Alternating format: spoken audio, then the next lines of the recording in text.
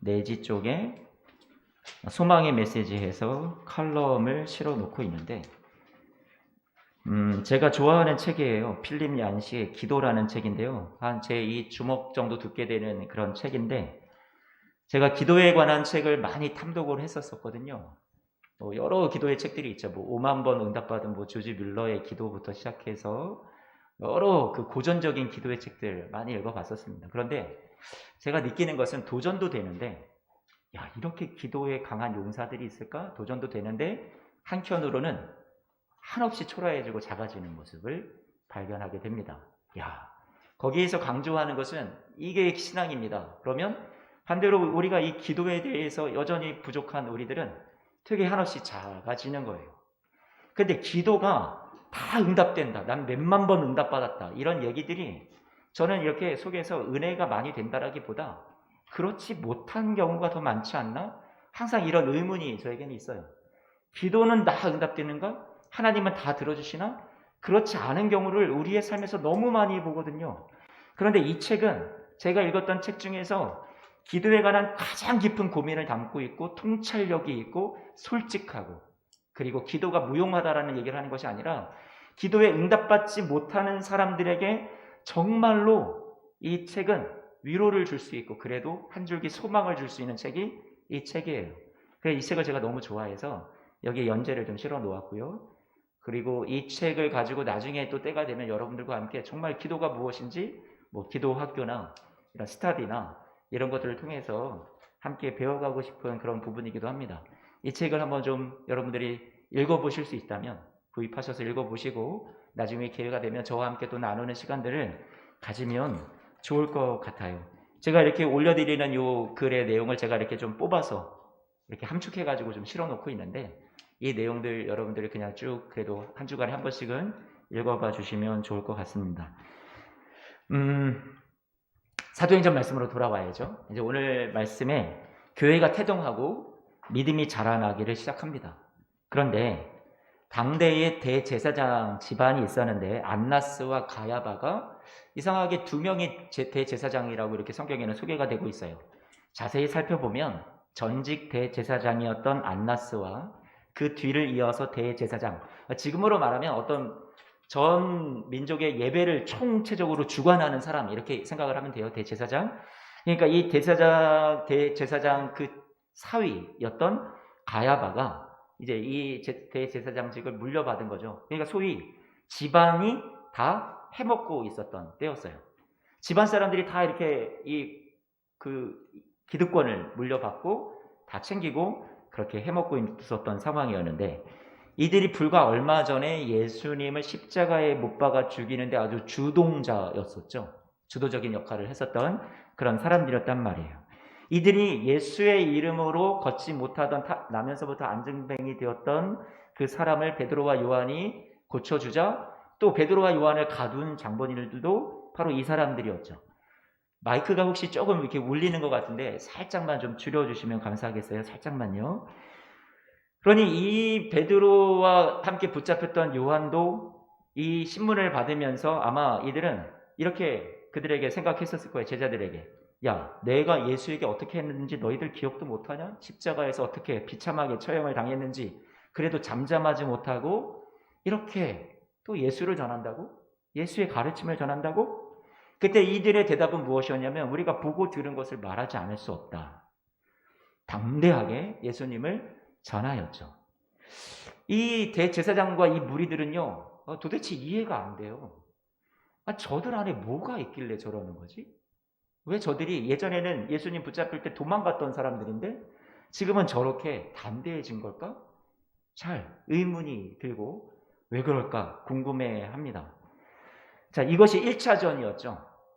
첫 번째 이 대제사장과 제자들의 싸움이었다고 생각이 돼요. 그리고 오늘 사도행전 5장에 오면 오늘 본문에 와서 다시 2차전이 시작이 됩니다. 또다시 붙잡혔어요. 자꾸 믿는 사람들이 많아지고 사람들이 따르다 보니까 사도행전 5장에 그 배경을 이렇게 얘기합니다. 이들이 시기하여서 이 사도들을 붙잡아 가두었다라고 얘기를 하는 거죠. 백성들이 자신들을 의지하고 따라야 되는데 이 사도들을 점점 따르고 예수님을 따르고 예수님의 가르침을 따르다 보니까 시기가 일어나서 이들을 사도들을 붙잡아 두었던 거죠. 옥에 가두었는데 하나님의 사자라고 성경에 나오는데 천사라고 해야 되겠죠. 하나님이 보내신 자, 이게 사자잖아요. 그러니까 천사의 존재가 아마 간밤에 옥문을 열어주어서 감옥에서 탈출을 할 수 있었던 것 같아요. 그리고 그 천사가 얘기해 주는 것이 생명의 말씀을 계속해서 전하라. 그렇게 하나님의 말씀을 대신 전해준 거였죠. 사도들이 간밤에 탈출을 했다가 감옥에서 풀려났다가 새벽 동이 트는 시간부터 성전에 바로 들어가서 분명히 핍박이 있을 건데, 분명히 고난이 있을 건데, 그럼에도 불구하고 성전에 들어가서 생명의 말씀을 백성들에게 가르치는데요. 대제사장과 무리들이 또 누군가 성전에서 뭐 하나님 말씀을 또 가르칩니다, 이런 말을 듣고 의회를 소집하고 감옥에 가가지고 잡아두었던 그 사도들 당장에 데리고 와라. 그 사람을 보내는데, 그곳에 갔던 사람들이 돌려오는 얘기가 사도들이 없다라는 거예요. 감옥문은 분명히 잠겨 있는데 안에는 한 사람도 없다라는 거죠. 어찌된 일인가 우왕좌왕 하던 차에 성전에서 백성들을 가르치는 자들이 바로 감옥에 있던 자들입니다. 사도들입니다. 그렇게 누군가 와서 얘기를 하죠. 다시 사도들을 끌어다가 의회에 세우고 대제사장이 묻습니다. 가야바였겠죠. 예수의 이름으로 가르치지 말라고 엄하게 금하였건을 예수님의 가르침을 또 온 사람들에게 퍼뜨리고, 그래서 결국 어떻게 하려고? 예수를 이 사람들 다 따르게 하고, 결국은 예수를 죽인 것에 대한 원망과 책임을 이 많은 사람들로부터 비난받게 하고, 그 모든 것들을 다 우리로 하여금 다 받으라고, 원망받으라고, 너희들 이렇게 지금 이 돌을 퍼뜨리는 건 아니냐, 그렇게 엄하게 다스리죠. 베드로를 비롯한 사도들이요, 베드로가 대표가 돼서 사도들의 대표가 되어서 29절 말씀해 보니까 베드로가 이렇게 말합니다. 사람보다 하나님께 순종하는 것이 마땅하니라. 대제사장과 무리들은 이제 사도들을 없이 하려 합니다. 죽이려고 하는데, 예수님을 믿기 전에 사도 바울의 율법을 가르쳐 주었던 스승이죠. 가말리엘이라는 사람이 있었어요. 이 사도 바울을 가르쳤던 스승으로 또 당대의 많은 백성들에게 존경받기로 유명한 그런 사람인데, 이 사람이 이 사도들에게 이 대제사장의 무리가 행하는 모습을 보면서 너희는 조심해라, 중재하고 나서죠. 이들의 생각이, 이들의 소행, 행동하는 모든 것들이 사람으로부터 난 것이면 저절로 없어질 거고, 그러나 만일 하나님께로부터 난 것이면 너희가 그들을 무너뜨릴 수 없다. 도리어 하나님을 대적하는 자가 될지도 모른다. 대제사장과 그 무리가 생각해 보니까 이 가말리엘 율법 선생의 말이 옳거든요. 놓아주기는 해야 되겠는데, 그냥 놓아줄 순 없지. 또 채찍질로 폭력을 행하고 예수의 이름으로 말하지 말라 금하면서 놓아주었습니다. 자, 여기가 오늘 본문 전체의 줄거리예요. 대략 설명을 드렸어요. 여러분, 그러면 이 사도행전의 이 기록들은 왜 우리에게 주어진 걸까요? 저는 오늘 이 말씀을, 스토리를 이미 다 전했고 이것을 가지고 좀 주제 설교를 좀 하고 싶은데요. 교회가 복음을 전하고 선하게 살아가려고 하는데, 기도도 열심히 하는데, 믿음이 있는데 이들은 고난을 받습니다. 핍박이 찾아옵니다. 뿐만 아니라 외부의 핍박만 있었던 것이 아니라 지난주에 여러분들과 함께 말씀을 나눴지만 교회 내부로부터도 타락이 있고 죄가 있고 거짓이 들어왔어요. 누가복음의 저자이기도 하죠. 누가가 이 말씀 사도행전을 기록을 아주 소상하게 잘 기록을 해 나가는데, 그때 당시에 있었던 일들을 잘 기록을 남기면서 우리에게 왜 이런 교회 외부와 교회 내부에 이런 안팎의 어려움들이 있었다는 것을 남겨줄까요? 그것은 누가는 신학자로서 또 역사를 잘, 하나님이 이끌어 가시는 역사를 잘 알았던 사람으로서 사도행전을 쓰면서 우리 독자들에게 교회로서 이 땅을 살아가는 우리 성도들의 삶에는 좋은 일만 있는 것이 아니라, 선하고 아름다운 일들, 기쁜 일들만 있는 게 아니라 슬픔의 일도, 고난의 일도, 힘겨운 싸움의 일도 분명히 우리의 삶에는 안팎으로 항상 우리는 애워싸인 그런 삶을 살아갑니다. 그게 정상입니다. 지금 누가는요, 사도행전을 쓰면서 저와 여러분들에게 이런 구조적인 전체 사도행전의 이야기를 가지고 저와 여러분들에게 메시지를 전하고 있는 거예요. 교회로서 이 땅을 살아가는 우리 성도들의 삶이 믿는다고 해서 무조건 형통하고 잘 풀리는 일들만 있는 것이 아니잖아요. 항상 우리는 아픔과 고난의 시간을 살아갑니다. 제가 오늘 말씀에서 많이 놀라는 것은 무엇이냐면 오늘 보면 짧은 2절에 이 말씀이 많이 놀라요. 그래서 오늘 본문으로 딱 2절만 같이 읽었었는데요. 41절, 42절 같이 다시 한번 볼까요? 사도들은 그 이름을 위하여 능욕받는 일에 어떻게 여겼다고요? 아니 어떻게 합당하게 여기지? 그걸 또 기뻐했다라고 말합니다. 뿐만 아니라 42절 말씀에 보니까 금하였는데 그것을 또 하면 분명히 핍박을 받는데 고난이 눈앞에 있는 게 예상이 되는데 그럼에도 불구하고 예수를 전하고 가르치고 예수님을 많은 사람들에게 알리게 하는 것을 멈출 줄 모르는 거예요.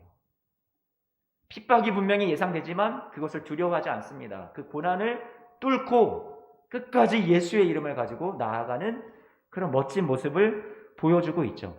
그런데 저는 잘 이해가 안 되는 게 어떻게 능욕받는 일에 합당한 자로 여기냐라는 말이에요. 저 같으면 그게 잘 안 되는 게 저의 현실이고 저의 신앙의 주소이거든요. 대제사장 안나스와 베드로가 여러분 특별한 사이였다라는 것을 여러분 잘 아십니까? 쌓여있는 앙금이 있었었죠. 십자가 처형 전날에 성전 수비대 대장이죠. 성전 수비대 대장이 있어요. 예수님이 성전을 모독하는 방언도 많이 하시고 하니까 성전 수비대 대장도 예수님을 붙잡으러 갔던 거고 대제사장이 부리는 종들, 하속들이 예수님을 체포하러 같이 무리가 되어서 한패가 되어서 갔단 말이에요. 그때 베드로가 취했던 행동이 있었어요. 그게 뭐였냐면 칼을 꺼내어서 대제사장의 종 말구의 오른편 귀를 잘라버렸단 말이에요. 그러니까 이 베드로의 소식을 들었을 거죠. 이 대제사장은. 그러면 안 좋은 감정이 분명히 있단 말이에요. 이때 베드로가 취했던 행동은 저들이 폭력을 행하고 저들이 무력을 행하면 나도 폭력을 행하고 무력을 행하고 칼로 써서 내가 지켜야지 이렇게 생각을 했었던 것 같아요. 그때 예수님께서 하셨던 말씀이 있었어요. 예수님이 뭐라고 하셨었냐면 마태복음 26장 52절 말씀에 이렇게 말씀하셨습니다. 베드로야, 너 칼을 도로 칼집에 꽂아라. 칼을 가지는 자는 다 칼로 망한다. 세상의 고난에, 세상의 악에 대항하는 방식이 칼이냐? 아니야. 칼은 집어넣어라. 칼이 아니다. 그러면서 예수님께서 뒤이어서 말씀하시는 것이 이런 말씀이셨어요. 26장 53절 말씀에 너는 내가 아버지께 구하여서 지금 12군단, 저 당시 로마의 병력 한 군단이 한 6천여 명 되는 그런 수였는데 12군단 하면 얼마나 많은 숫자인지 여러분 상상이 가시잖아요. 한 7만 2천 정도 되겠죠. 그런데 그 군단 더 되는 천사를 보내어 내가 이 모든 것들, 이 나를 붙잡으러 온 상황에서 내가 빠져나가고 저들을 멸하는 거 내가 할 수 없다고 생각하냐? 난 그런 능력이 있다. 예수님 말씀하시는 거죠. 그러나 예수님이 택하신 방법은 무엇이냐면 힘에 힘으로 맞서는 건 아니에요. 무력에 무력으로 맞서는 것 아니라 폭력에 폭력이 아니라 예수님은 뭐라고 말씀하시냐면 내가 그렇게 안 한다. 왜냐하면 나에게 이루어져야 하는 일을 나는 이루어야 되기 때문이다. 예수님께서 말씀에 기록된 자신이 걸어가야 되는 십자가의 길, 내가 고난을 받아야 그래야 세상을 살리는 그 사랑의 길을 나는 걸어가야만 한다라고 세상을 이기는 방법을 베드로에게 알려주셨던 거죠. 어떻게 세상을 이기냐? 어떻게 악을 이기냐? 어떻게 폭력을 이기냐? 그것은 하나님이 우리에게 원하시는 그 삶을 사랑하며 인내하며 십자가를 치며 걸어가는 것이 이들을 이기는 방법이다라고 예수님이 알려주셨던 거죠. 베드로와 사도들이 아마 지금의 상황에서 그 예수님이 하셨던 말씀이 기억나지 않을까요? 칼을 도로 꽂아 넣어라. 세상을 이기는 방법은 그것이 아니다. 그러니 지금 베드로와 사도들도 지금 자신을 핍박하는 이들 무리 앞에 힘으로 맞서는 것이 아니라 능욕받는 일을 당연하게 여기면서 맞아. 우리 예수님도 그 길을 걸어가셨지. 두려워하지 않고 숨지 않고 담대하게 세상을 향해 고난을 향해 나아가는 그런 모습을 지금 보여주고 있는 거죠. 예수님이 살아가신 그 모습, 발자취를 따라가겠다라는 마음이 있었던 거예요.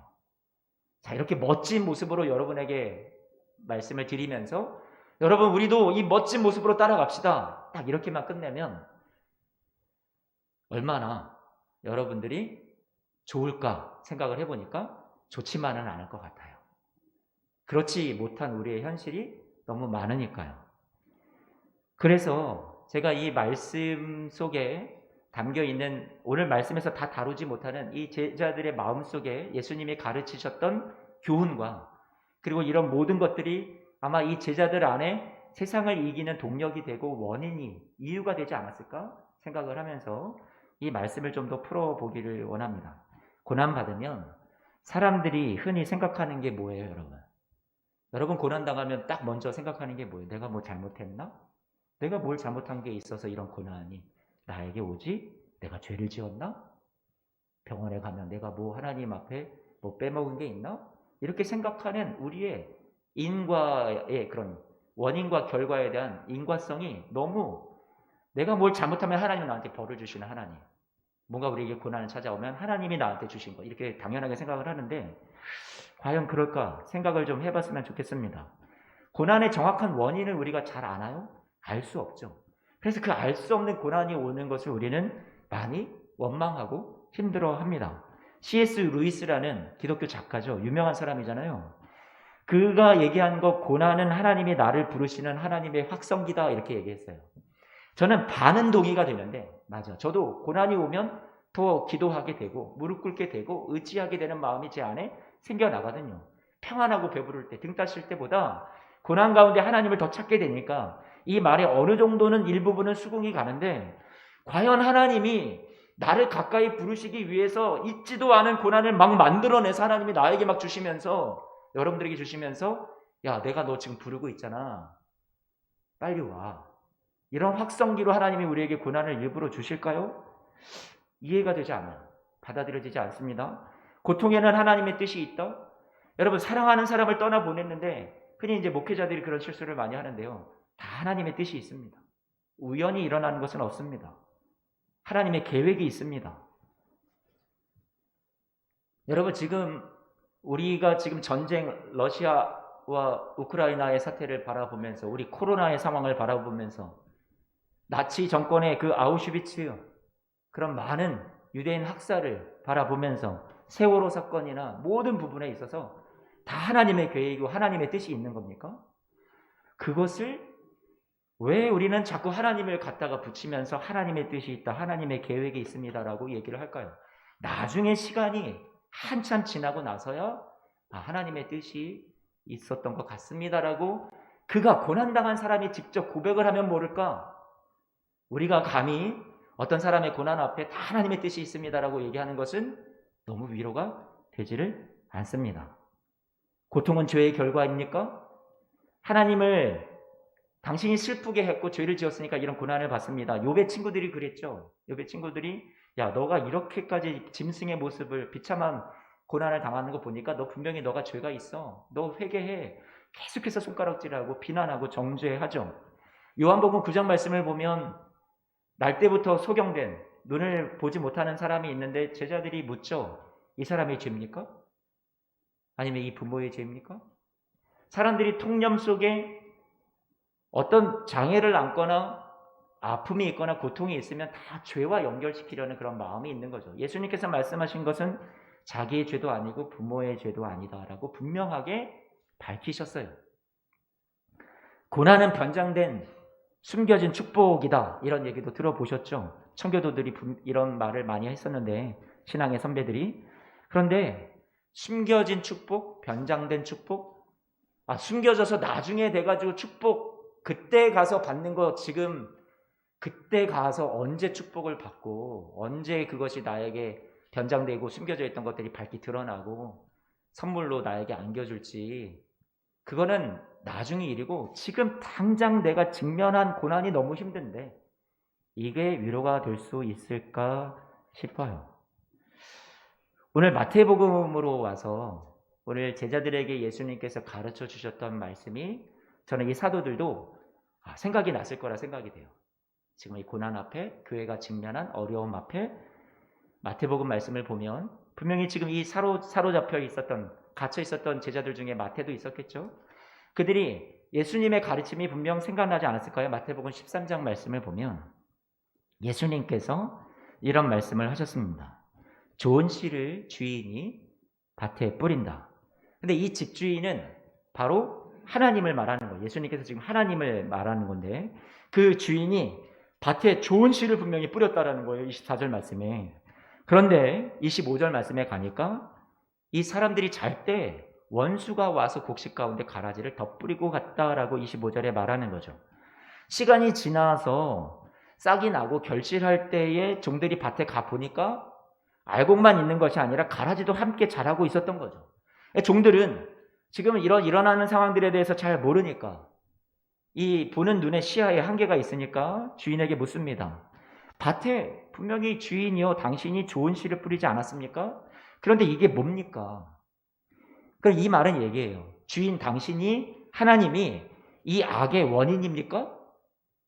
이런 얘기입니다. 당신이 좋은 씨 뿌렸다고 하지 않았나요? 그런데 왜 이렇게 악한 가라지들이 악이 세상에 가득한 겁니까? 이 질문이죠. 예수님을 믿고 하나님을 섬기면서 말씀대로 살려고 노력하고 있는데 오히려 산 넘어 산이고요. 또 다른 문제와 어려움이 계속 이어집니다. 왜 무고한 사람들이 감당하기 어려운 질병을 얻고 사랑하는 사람들이 사고로 또 세상을 떠나는지 우리는 하나님이 왜 이렇게 하시는지를 이해할 수 없어요. 하나님 분명 좋은 씨 심었다고 했는데 그게 아니라 가라지 투성이군요. 이런 의문을, 이런 원망 섞인 모습을 예수님이 지금 그게 지금 우리들의 모습 아니니? 라고 너희들의 마음 아니야? 하고 지금 예수님께서 이 비유를 통해서 얘기를 꺼내시기 시작하셨던 거죠. 이 원망이라는 것은 하나님이 이끌어 가시는 이 세상 속에 나타나는 악을 하나님이 두시는 것에 대해서, 존재하게 하는 것에 대해서, 고난을 남겨두는 것에 대해서 저와 여러분들이 의문을 품는 건 저와 여러분들의 신앙의 부재가 아니라 신앙의 표현이죠. 생각을 해보세요. 예수님도 십자가에서 나의 하나님 어찌하여 나를 버리셨습니까? 울부짖고 하나님 앞에 의문했고 항변했단 말이에요. 예수님이 신앙이 없으셔서? 아니요. 예수님도 그러한 아픔을 겪으셨단 말이죠. 정직한 신앙의 표현이죠. 성경에 이런 말씀들이 기록이 된 것은, 그리고 예수님께서 오늘 이 비유를 통해서 저와 여러분들에게 가르쳐 주시고 설명해 주시려는 것은 제자들도 직접 들었지만 우리는 지금 못 듣고 있죠. 우리의 질문에 대해 지금도 완전히 만족스러운 대답을 얻지 못하고 있는데 이 당시에 제자들은 예수님이 설명해 주신 이 비유의 뜻을 들었단 말이에요. 우리는 원망하고 있고 이해되지 않고 풀리지 않는 시간들을 지금 보내고 있는데 훗날 저와 여러분들도 우리 주님 앞에 설 때 주님께서 아마 여러분들에게 막 이해시키고 설명시키고 그런 날이 올 거라고 생각이 됩니다. 지금은 희미하게 잘 보이지 않는 시간들을 우리가 지나가고 있는데 하나님 앞에 가서 항의할 것이 여러분 많지 않으세요? 암세포를 들고 가서 왜 하나님 이런 것을 주셨습니까? 왜 코로나를 주셨습니까? 왜 이 땅에 전쟁이 일어나게 하십니까? 왜 이런 사고가 있게 하십니까? 우리 하나님 앞에 우리도 원망하고 항변하고 따지고 대들 만한 것들이 우리의 삶에 너무나도 많이 있는데 하나님이 그것을 처음부터 원천 봉쇄시키신 것이 아니라 오늘 말씀의 예수님의 비유를 보면 다 그것을 받아내시고 계시는 주인의 모습, 또 예수님의 모습을 우리에게 그려주고 있단 말이에요. 그래, 너희가 그럴 법도 하다. 아프고 힘든 시간, 그럴 만도 하지. 이런 모습이 말씀에 나타난다라는 거죠. 그리고 28절 말씀에 보니까 이 주인의 대답, 예수님께서 가르쳐 주신 주님의 대답은, 그러니까 하나님을 대변해서 예수님이 지금 말씀해 주시는 거죠. 뭐라고 말씀하세요? 원수가 이렇게 하였구나. 이 세상의 악과 고난에 대해서 성경에서 얘기해 주고 있는 것은 하나님이 그렇게 일부러 주신 것이 아니라 누가 그랬다고요? 원수가 그렇게 하였구나. 예, 이것이 여러분에게 100% 나의 모든 의문을 해소시켜주는 정확한 답변이 되지 않으리라는 것을 압니다. 왜냐하면 이런 하나님이 주신 말씀에 답이 있지만 우리는 힘겹게 또 이 답을 정확하게 내가 알아가고 내 신앙으로 만들기 위해서 싸워가야 되는 시간들이 저와 여러분들에게 있으니까요. 그런데 저는 이것이 있어서 너무 좋아요. 예수님이 분명히 밝혀주신 내용이 있으셔서 원수가 그렇게 하였구나. 하나님이 이 고난의 근원, 뿌리가 아니시군요. 하나님이 이 악의 원흉이 아니시군요. 그게 다행이에요. 예수님이 밝혀주셨으니까. 야고보서 1장 13절 말씀에 야고보서 1장에는 뭐라고 얘기하냐면 사람이 욕심 때문에 시험에 든다라고 얘기했어요. 그런데 그 뒤에 또 뭐라고 말씀하시냐면 사람이 시험을 받을 때 내가 하나님께 시험을 받는다 하지 말아라. 하나님은 악에게 시험을 받지도 아니하시고 친히 아무도 시험하지 아니하시느니라. 하나님 시험하지 않으시는 하나님이라고 성경은 또 말하고 있어요. 요한일서 1장 5절 말씀에 하나님은 빛이시라 그에게는 어둠이 조금도 없으시다라고 말씀하셨어요. 예레미야 애가 3장 33절 333 이 말씀에 주께서 인생으로 고생하게 하시며 근심하게 하심이 본심이 아니시로다라고 말씀하고 있어요. 여러분 이것을 우리가 깊이 받는다면 내 삶이 내 감정이 흔들리고 어렵지만 이 약속의 말씀 하나님의 진리의 말씀이 사실이라는 것을 우리가 붙든다면 힘겹고 어려운 시간들 속에서도 그래 이건 하나님의 본심이 아니지 하나님은 선하시지 선하시다는 건 좋은 것으로 우리에게 주시길 원하시는 분이라는 얘기예요. 어둠이 없으시다고 여러분을 시험을 일부러 주시는 하나님이 아니시라고 성경에 얘기를 했으니까 우리 이것만큼은 하나님 앞에 안심하고 그래 나 하나님 그 인격을 믿고 그분의 진리의 성품을 믿고 내가 하나님 끝까지 믿을 수 있겠다. 이런 마음이 제 안에서 꿈틀꿈틀 나온단 말이에요. 이 하인들이 일하는 사람들이 이 주인에게 묻습니다. 우리가 뽑을까요? 저 가라지 그럼 다 뽑아버릴까요? 그때 예수님이 비유 속에서 말씀해 주신 그 주인의 대답은 아니다. 둘 다 추수 때까지 함께 자라게 두어라. 아니 왜? 당장 뽑으면 좋을 것을? 가라지 당장 불살라버리고 곡식만 따로 모아서 좋은 알곡만 모아서 곡간에 넣으면 될 것 아니야. 그런데 그 주인의 대답은 예수님이 가르쳐 주실 것은 그게 아니다. 그게 옳은 방법이 아니야 라고 말씀하시고 29절 말씀해 보니까 그 가라지를 뽑다가 곡식까지 뽑을까 염려한다. 이렇게 말씀하셨어요. 이 말을 생각을 해보면 하나님이 큰 칼을 정의의 심판의 칼을 휘두르면서 이 세상에 뛰어들어오셔서 지금부터 악을 쳐내기 시작을 하면요. 지금은 부족해도 저와 여러분 안에 있는 선한 하나님이 기대하시고 소망하시는 것들이 있는데 그것이 자라나기도 전에 저와 여러분들은 다 싹이 잘라나갈 거예요. 하나님이 칼을 휘두르면서 이 세상에 한 점의 악도 남기지 않고 모두 쓸어버리신다면 한번 생각을 해보세요. 그 휘두르는 칼날에 모든 가라지가 나와 상관없어. 저 가라지들만 다 잘라내면 돼. 그렇게 될 수 있을까요? 여러분은 견딜 수 있을 것 같으세요? 우리의 삶은 악과 다 얽혀 있단 말이에요. 우리의 삶이 하나님 앞에 결코 순전하지 않아요. 그런데도 하나님이 이 악을 뿌리 뽑기 위해서 휘두르는 칼날을 당장에 이 가라지 다 뽑아 주십시오. 그게 우리가 원하는 바고 우리의 소원이지만 하나님은 긍휼히 여기시는 마음이 있으셔서 가라지까지 상한다. 그렇게 말씀하시는 거죠. 당장 악을 쳐내어서 이것을 제거하는 것이 우리가 원하는 시간표라면 하나님의 시간표는 따로 있다라고 지금 얘기를 하는 거죠. 그 시간표가 언제라고 얘기하시냐면 우리 말씀에 한번 볼까요? 추수 때가 되면 추수꾼들이 가라지를 먼저 거두어 불태우고 알곡은 모아 곡간에 넣을 것이다 라고 얘기하세요. 13장 41절 42절 말씀 같이 한번 볼까요? 시작. 인자가 그 천사들을 보내리니 그들이 그 나라에서 모든 넘어지게 하는 것과 또 불법을 행하는 자들을 거두어내며 풀무불에 던져 넣으리라. 또 43절 말씀에 보니까 의로운 자들, 이 고난당한 우리들을 어떻게 하신다고요? 해와 같이 빛나게 하리라. 어디에서? 아버지의 나라에서 말씀해 주셨어요. 하나님의 나라를 살아가는 저와 여러분들에게 이 땅에서의 고난은 하나님의 자녀들에게 분명히 존재하지만 이 고난은 하나님이 일부러 만드신 고난이 아니라 원수 마귀가 심어놓은 고난과 어려움이며 우리를 걸려 넘어지게 만든 것이다. 그런데 오늘 아까 41절 말씀에 13장 마태복음 13장 41절 말씀에 그 모든 넘어지게 하는 것들을 거두어서 풀무불에 던져버리겠다 약속하셨어요. 저와 여러분들을 지금 걸려 넘어지게 하는 일들, 풀리지 않는 인생의 고난과 의문들, 그 모든 것들이 결국 심판을 받고 종말을 맞이하게 되는 때가 뿌리 뽑혀지는 날이 오게 될 것이라고 말씀해 주셨죠.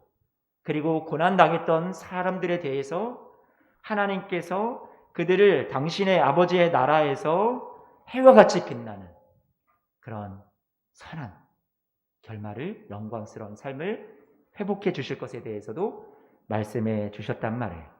자, 마태가, 성도 여러분, 마태가요, 이 복음서를 기록하면서 자신의 신학적인 의도를 가지고 이 마태복음의 순서를, 비유의 가르침을 쭉 풀어갔어요. 제가 오늘 여러분 평소보다 조금 잔잔하게 설교하는 거 아세요? 그랬더니 제가 지금 여러분들이 지금 잘 듣고 계시는 건지 너무 조용하니까 다 주무시는 건지 제가 잘 모르겠는데 지금 졸립진 않으시죠? 제가 막 이렇게 더 막 열이 있게 막 큰 소리로 막 할까요? 제가 오늘 이렇게 설교 앞에 서면서 오늘은 좀 부드럽게 잔잔하게 한번 해봐야지. 평소에 막 말만 빠르게 하고 막 여러분들에게 막 소리만 막 큰 소리로 막 꽥꽥 지르는 것 같아서 오늘은 좀 이렇게 부드럽게 해보려고 했는데요. 잘 따라와 주시는 건 줄로 제가 믿고 계속 해보겠습니다. 이렇게 하니까 약간 좀 졸리는 게 좀 사라지시죠? 다시 한번 집중해 봐요. 자, 마태가요, 이 복음서 말씀을 기록을 하면서 신학적인 의도를 가지고 순서를 열거를 했는데 예수님께서 가르쳐 주셨던 가르침을 자기가 의도적으로 배열을 한 거죠. 마태복음 13장에 방금 우리가 들었던 이 세상의 악에 대해서, 고난에 대해서 존재하는 것, 가라지가 존재하는 이유에 대해서 예수님이 비유를 시작을 하셨고, 그리고 마지막에 가서 그 비유에 대한 해석은 야, 이런 거야 라고 그것에 대해서 풀이를 해주셨단 말이에요. 제자들이 나중에 이해를 하게 되죠. 그런데 이 둘 사이에, 이 처음과 끝 사이에 가라지 비유의 시작과 풀이 해설과 이 사이에 뭐가 들어있냐면 두 가지 비유가 들어있어요. 두 가지 비유가. 그 두 가지 비유를 왜 하필 이 사이에 놓았을까요? 그냥 가라지 비유 했으면 그냥 가라지 비유로 끝내버리지 왜 이 두 사이에 두 가지 비유를 더 넣었을까요?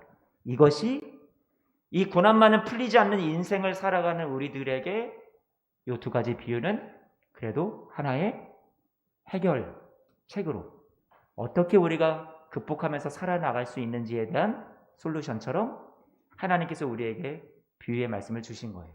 그 두 가지 비유가 뭘까요? 같이 한 번만 좀 볼까요? 오늘 조금 설교가 평소보다 한 5분 정도 길 것 같아요. 오늘 좀 인사하는 시간도 있고 해서 조금만 시간을 더 주세요. 같이 마태복음 13장 31절부터 33절까지 두 가지 비유를 같이 한 번만 좀 살펴볼게요. 어떤 비유가 있었는지 같이 한번 읽어볼까요? 시작. 또 비유를 들어 이르시되 마치 사람이 자기 밭에 갖다 심은 겨자씨 한 알 같으니 이는 모든 씨보다 작은 것이로되 자란 후에는 풀보다 커서 나무가 되매 공중의 새들이 와서 그 가지에 깃들이느니라. 여러분, 이 사이에 끼어있는 비유 첫 번째는 무슨 비유예요? 겨자씨 비유. 자, 두 번째 비유, 또 비유를 말씀하시되 천국은 마치 여자가 가루 서말 속에 갖다 넣어 전부 부풀게 한 누룩과 같으니라 라고 말씀하고 있어요.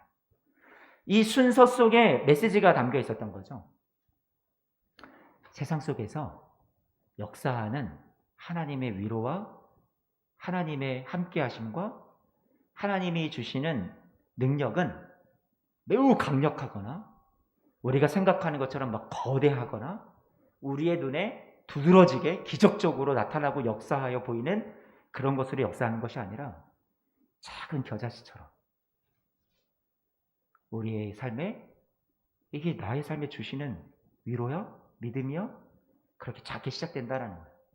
천국은 이렇게 시작했으니까 저와 여러분들에게 이러한 풀리지 않는 의문과 고난이 가득하고 가라지가 가득한 세상 속에서 천국은, 이 말은 그런 가운데서도 천국은 너희들이 살아갈 수 있어. 그 천국이라는 것은 어떻게 시작되는 거냐면 작은 겨자씨로 시작이 되는 거거든. 그러나 이 겨자씨가 자라서 수많은 공중의 새들이 와서 깃들일 만큼 커다란 가지가 돼. 누룩을 생각을 해볼까? 누룩도 이것은 숨어있지, 눈에 띄지 않지. 그 안에 정말 누룩이 들어가 있는지, 이 반죽 속에 이 누룩이 들어가 있는지 안 들어가 있는지는 모르지만 아무도 모르게 스며 들어가 있는 거지만 이 누룩이라는 것이 변화시키는 능력을 가진 거예요. 다른 사람의 눈에 띄지는 않지만 그 속에 은밀히 숨어 들어가 있어서 그 전체를 변화시키고 온 떡덩이를 부풀게 하고 변화시켜 내고야 마는 것이 누룩이지 않니? 예수님께서 지금 이 비유를 우리에게 주신 것, 그리고 마태가 의도해서 이것을 양쪽 사이에 가라지 많은 세상 속에 이 천국에 대해서 말하는 것은 저와 여러분들에게 우리가 이 의문 많은 세상을 살아가지만 지금 우리는 이 땅에서 얼마든지 하나님의 나라를 살아갈 수 있고, 그 천국이라는 것은 눈에 두드러진 기적이나 응답이나 내 인생의 성공이나 화려한 하나님이 주시는 회복과 치유나 이런 것들을 통해서 역사되는 것이 아니라 아주 작은 겨자씨처럼 저와 여러분 안에 하나님의 나라를 이루기 시작하고, 내 안에서 작은 그 하나님의 나라의 씨가 점점 번성해서 커지고, 여러분의 삶을 바꾸고, 여러분의 감정을 회복시켜 주시고, 여러분의 가정을 바꾸고, 자녀를 바꾸고, 이 교회 공동체를 바꾸고, 세상을 바꾸는 그런 멋진 그런 하나님의 나라를 반드시 이루게 된다. 지금 그 얘기를 하고 계시는 거예요. 세상 가운데서 여러분의 삶에 하나님이 보여주신 하나님의 능력이 보이지 않는 것 같아요. 하나님, 이것도 능력입니까? 너무 보잘것없잖아요. 저를 위해서 사람들이 그냥 기도해 준다고요? 기도가 무슨 힘입니까? 하나님 뭐 당장 문제를 해결해 주셔야죠. 그러나 하나님의 나라는 이런 작은 것에서부터 시작이 된다라는 거죠. 저와 여러분들이 고난받고 신음하는 영혼을 위해서 눈물로 기도하는 그 작은 눈물의 씨앗에서부터 그것이 하나님의 나라가 거기서 시작이 되고, 결국 그 안에 세상을 변화시키는, 세상을 치유하는 하나님의 나라가 번성해 가기 시작한다라는 거죠. 지금도 눈에 보이지 않게 하나님께서는 누룩처럼 저와 여러분의 삶에 역사하고 계세요. 사랑하는 성도 여러분, 하나님께서 저와 여러분의 삶에 임하시고 역사하시는 것은 세상이 주는 형통, 세상이 주는 기적 이런 것이 아니라, 인생의 역전 이런 것이 아니라, 하나님께서 저와 여러분들의 눈에서 눈물을 닦아주시고 곁에서 동행하시며 날마다 우리에게 겨자씨 같은 믿음 주시고 하나의 믿음을 저와 여러분의 심령에 심으셔서 그것이 소망이 되고 자라나게 하시고 다시 하나님 앞에 굳건한 믿음으로 세상 끝날까지 서게 하시는 것이 하나님이 저와 여러분 안에 일하시는 방법이라는 거예요. 욥의 친구들이 찾아왔을 때 처음에는 일주일 동안요, 욥기서 말씀을 보면 일주일 동안 그냥 함께 울어주었어요. 그냥 울기만 했어요. 아무 얘기 안 했어요. 그때 아마 욥은 큰 위로를 받았죠. 근데 일주일이 지나면서 욥을 아무래도 바라보니까 이 고난받는 이 현실의 이 욥의 모습을 보니 분명히 죄를 지은 거야. 자신들이 생각하는 신학의 썰을 막 풀기를 시작합니다. 너가 고통받는 이유는 이거야. 자신들이 생각하는 욥을 돕는 것이라고 생각해서 막 말을 하는데 그게 다 상처였어요. 그런데 욥에게 정말로 필요했던 것은 그냥 함께 울어주는 거였죠. 같이 있어주는 거였죠. 많은 말을 하고 이것이 하나님의 뜻이야, 하나님의 계획은 이런 걸 거야, 막 그런 것들을 풀어주는 것이, 정답을 알려주는 것이 이 욥에게 도움이 되었던 것이 아니라 그냥 같이 함께 있어주고 아무 말 없이 손잡아주고 울어주는 것이 그에게 가장 큰 위로가 될 수 있는 거죠. 우리에게 하나님께서 주신 이 세상, 악이 가득한, 고난이 가득한 세상을 이겨나갈 수 있는 그 작은 씨가 바로 이런 것과 같아요. 이런 작은 사랑의 나눔이요, 우리의 기도요, 함께 있어주는 것이요. 요한계시록 21장 말씀에 하나님 나라 올라가면 하나님께서 그렇게 요한계시록에 말씀해 주셨죠. 모든 눈에서 그 눈물을 닦아 주신다고요. 저는 그날 기대합니다. 제가 겪어왔던 일들 중에도 풀리지 않는 의문이 있고, 하나님 앞에 올라가면 가서 따질 거예요. 하나님, 이거 왜 그렇습니까? 이게 뭡니까? 왜 이런 슬픔을 주셨습니까? 왜 우리 성도들의 삶에, 우리 주위의 이웃들의 삶에 하나님 왜 이렇게 고통을 주신 겁니까?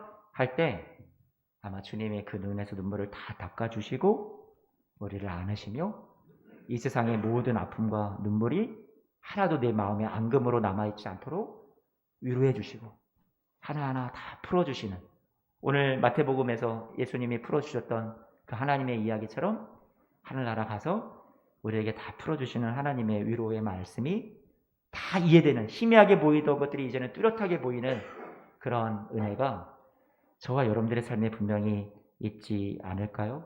하나님은 날마다 우리의 삶에 함께 동행하시고 우리를 위로하시고 격려하십니다.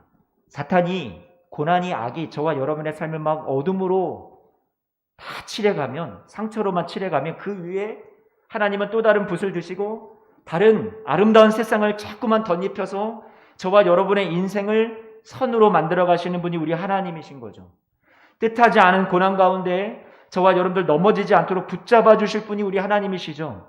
우리의 앞날에 십자가 뒤에 반드시 영광과 한없는 위로의 눈물 씻어주심을 한껏 예비해 놓으시고 우리가 끝까지 인내하고 승리하여 마침내 그 영광의 자리에 다다르기까지 저와 여러분들을 한 번도 포기하지 아니하시고 곁을 떠난 적 없으시고 손 붙잡아 주시며 모든 시험과 모든 고난의 시간에 함께해 주시는 분이 우리 주님이시라는 말이에요.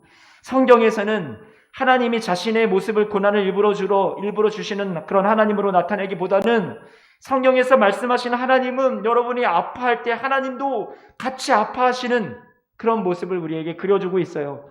높고 높은 보좌에서 팔짱 끼고 관망하시는, 구경하시는 하나님이 아니시라 우리의 삶에 같이 울어주시는 하나님으로 말씀하고 있는 거죠. 십자가에서 절규하며 왜 나를 버리십니까? 부르짖는 아파하는 그 아들의, 당신의 아들의 모습을 바라보면서 여러분, 그 아들 예수님만 고난 당하신 걸까요? 그 고난의 십자가에 매달린 자신의 아들을 바라보시는 하나님도 철저히, 그 아버지 하나님도 그 죽음의 고통을 당신도 하늘에서 감내하시면서 자신의 아들을 우리를 위해서 내어주신 분이 하나님이신 거죠. 그 고난의 현장에는, 예수님의 십자가에는 하나님 아버지의 눈물도 같이 있었던 거예요. 하나님은 상한 갈대를 꺾지 아니하신다고 그랬고 꺼져가는 등불을 끄지 아니하시는 하나님이라고 했어요. 하나님은 여러분의 고통을 즐겨하실 분이 아니세요. 신학자 몰트만의 이야기만 하고 오늘 말씀 마칠게요. 신학자 몰트만이 이런 얘기를 했습니다. 예수님이 행하셨던 병든 사람이 치유받는 극적인 기적들을 우리는 다 우리의 삶에 행해주기를 원한다. 하지만 예수님의 기적은 세상의 악과 죽음 그 자체를 제거하지는 않았다. 예수님으로부터 기적을 경험했던 모든 사람이 지금은 다 죽고 이 자리에 없다. 치료는 병을 극복하고 건강을 회복시키지만 죽음의 세력 그 자체를 극복시켜주지는 못한다. 하지만 예수님이 우리를 위해서 이루어주신 구원은 죽음의 세력을 파괴하고 우리에게 영원한 생명을 주시고 부활하여 저와 여러분들을 승리하는 자들로 우리를 마침내 완성시켜주는 것이다. 사람들은 예수의 기적을 통해서가 아니라 예수의 상처를 통해서 그들의 삶이, 그들의 영혼이 치료된다. 우리는 하나님의 파괴될 수 없는 사랑 속으로, 우리는 기꺼이 영접받고 포기할 줄 모르는 하나님의 사랑 속으로 들어가게 되는 것이 하나님께서 우리에게 원하시는 우리의 삶의 구원이다.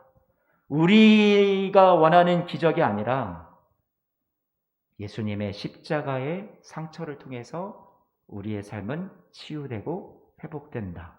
하나님은 이 세상에서 원수와 싸우시는데 칼의 힘이 아니라 십자가의 죽음이라는 연약한 능력을 사용하셔서 세상을 이기신다. 여러분, 이게 신학자 몰트만의 이야기예요. 깊고 통찰력 있는 얘기잖아요. 저는 마음에 너무 많이 와닿았어요. 사랑하는 성도 여러분, 이러한 예수님을 제자들이 알았을 때, 그래, 예수님도 이렇게 우리를 위해서 이 세상에 오셔서 절규하시고 하나님 앞에 원망 어린 그런 기도도 하셨고 버림받으셨고 우리를 위해서 고난을 다 채울하신 분이신데 이기시고 승리하셨어.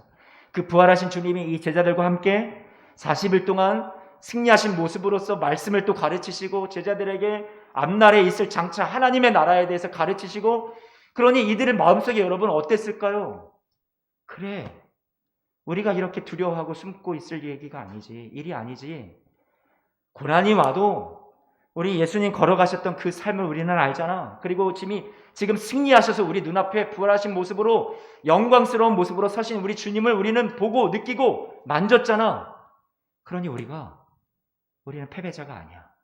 우리는 고난 앞에 담대하게 예수님의 이름으로 능력받는 것 합당하게 여기고 우리에게 주어진 이 고난이라는 거 하나님을 원망하기보다는 마귀가 이렇게 만든 것에 대해서 우리가 세상을 대적하고 예수님 손잡고 세상 끝날까지 나와 함께 하시는 주님과 함께 나와 이겨나갈 거야 하고 이렇게 이 사도행전 속에서 이 제자들이 세상을 이기는 멋진 모습으로 한 걸음 한 걸음 나아가지 않았을까요?